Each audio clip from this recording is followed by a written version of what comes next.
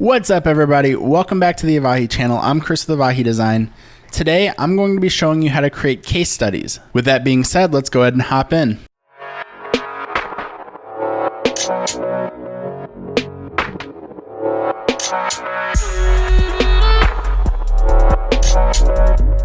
So whenever making case studies, the first thing that you got to keep in mind is the fact that most people are only going to spend about 30 seconds on your case study.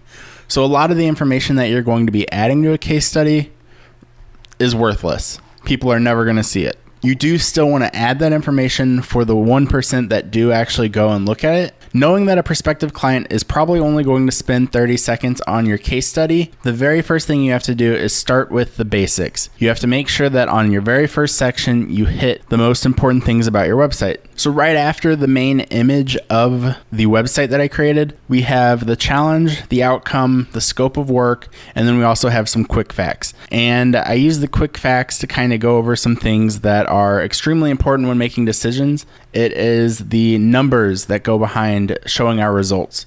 So specifically for this, it's how much their sales have increased, how many orders are being placed, and how quickly their site is loading. You probably only have somebody on it for about 30 seconds, so you want to make sure that it is simple, clean, and chock full of information.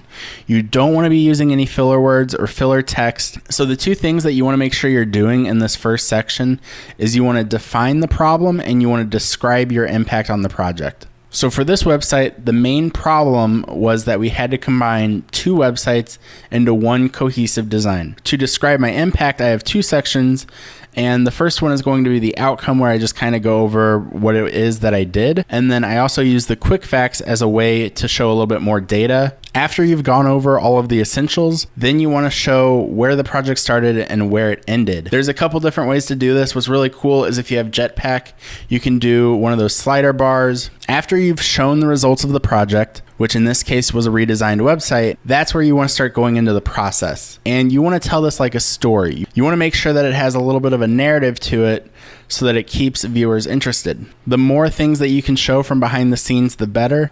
Some projects you're going to have to do them pretty quick and you just won't be able to show that much. But the more that you can keep and the more that you can show, the better it's going to look, and it's going to give your client a much better idea of how you work and whether that's something that they like or not. And the last thing you need to include is a call to action. So after they've gone through your entire process and they've seen everything that you've done, you don't want them to have to search to figure out how to reach out to you. You want to make it super simple for them to reach out to you and include that call of action at the end of your case study. Just to recap, there's 5 things that you need to include to make a good case study. Number 1 is start with the essentials. 2, define the problem that you solved. 3, describe your impact on the project. 4, show where it started and illustrate the problem if possible. And 5, feature a call to action. If you enjoyed this video, make sure you like and subscribe, and I'll see you guys next week.